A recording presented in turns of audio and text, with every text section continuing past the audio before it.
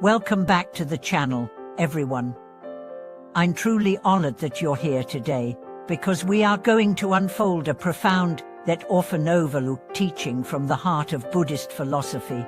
Have you ever wondered why, in certain scriptures, the Buddha is praised as the Tathagata, but in others, reverence is given to all Buddhas? Could these word choices be random, or do they reveal something far deeper?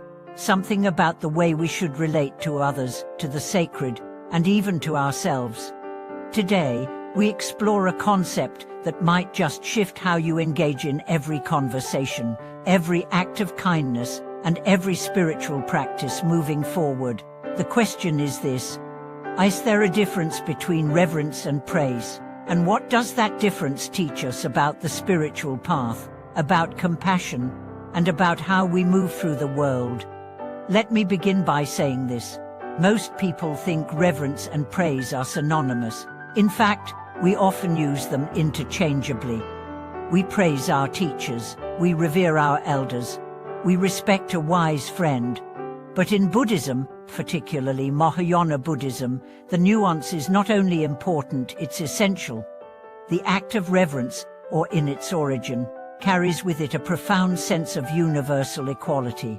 It is not conditional. It does not depend on merit, on beauty, on wisdom, or even goodness. It is a gesture of acknowledgement that beneath all forms, all behaviors, all dualities, there lies the pure potential for awakening. To revere is to bow not because the other is above you, but because you choose to see the Buddha in them, regardless of their current form. Contrast that with praise. Praise, while beautiful and meaningful, is always conditioned. You praise someone because of something: their compassion, their insight, their sacrifice, their wisdom. Praise is about recognition of specific virtues. Reverence is about recognizing the sacred presence, whether those virtues are visible or not. This is the hidden gem in the teaching, and if we understand this fully, it changes how we treat every single person in our life. Let me share a story. In the Avatyansaka Sutra, one of the most luminous texts in all of Mahayana Buddhism, the Bodhisattva teaches 10 great vows. The very first is this: to pay reverence to all Buddhas, and not to praise some Buddhas, not to exalt only the enlightened ones, but to revere all Buddhas. And who are these Buddhas? According to the teachings, every sentient being has Buddha nature. That includes the beggar on the street, the politician you dislike, the family member who drives you crazy. Reverence is not about whether they are living up to that nature. It's about whether you are seeing it. That is the essence of spiritual practice, not to find the enlightened and glorify them, but to find the divine in the darkest places, and revere it, even when it doesn't shine. Praise, however, must be earned. You praise the compassionate, you praise the diligent, you praise the wise. There is discrimination here, not in a negative sense, but in a discerning one. In the Lotus Sutra, we read phrases like, praising the Tathagata, because what is being praised is the perfected quality of enlightenment, the complete actualization of Buddha nature. But in the practice of reverence, you bow even to a barking dog. Why? Because the form is temporary, but the essence is eternal. This is why reverence is the foundation of all merit. If you can bow to a criminal, not condoning his actions, but acknowledging the potential for transformation, then your heart is vast. If you can show respect to someone who has wronged you not because they deserve it, but because hatred only poisons your own soul, then you are truly walking the Bodhisattva path. Think about your daily interactions. When someone frustrates you, what is your first instinct? Judgment, dismissal, maybe even contempt. Now imagine if, instead, your instinct was reverence.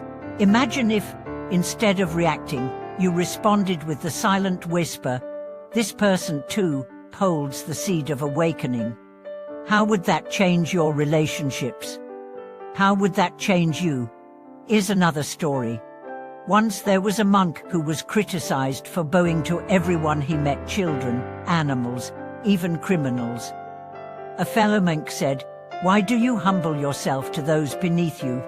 The monk replied, "I bow not to who they are now, but to who they may become. And in doing so, I remember who I must be."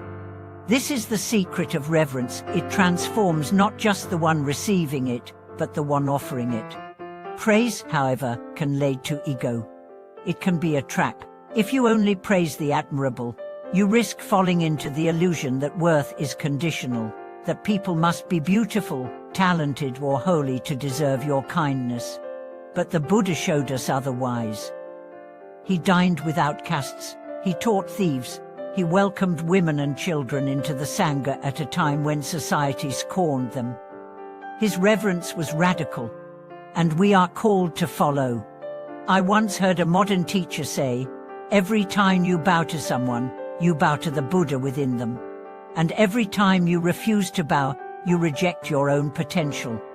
So what does this mean practically? It means that when you walk through your neighborhood, you treat the sanitation worker with the same honor as a spiritual master. It means that when you hear a child cry in the supermarket, you do not roll your eyes. You smile with compassion, for who knows what battles their mother is fighting. It means that when you look into a mirror, you revere yourself, not your beauty, not your success, but your effort to be kind, to grow, to wake up. True reverence is quiet. It is steady. It is not a performance. It's not a chant or a bow low. It's how you hold space. And in that space, even your enemies become teachers. Even your pain becomes sacred. Even your failures become holy ground. Praise has its place. It uplifts, it inspires, but it must not become the sole lens. Because not everyone can be praised yet, but everyone can be revered. The Buddhist offer sees the world as a modeler. Every being is a deity in disguise, every event a ritual of awakening. You don't need incense or temples for this. You only need intention, presence, and humility. So ask yourself, who have I refused to revere? What part of me have I not bowed to? What shadows do I still treat with contempt? Because until you can bow to all of it, you haven't truly bowed at all. Thank you so much for watching this video. If this message opened your heart or made you reflect on someone you need to honor, I invite you to share your story in the comments. And of course, don't forget to like, subscribe, and turn on the notification bell. This channel exists because of you, and every comment or share brings this light further into the world. Until next time, walk gently, bow often, and remember, every being you meet is a mirror of the sacred.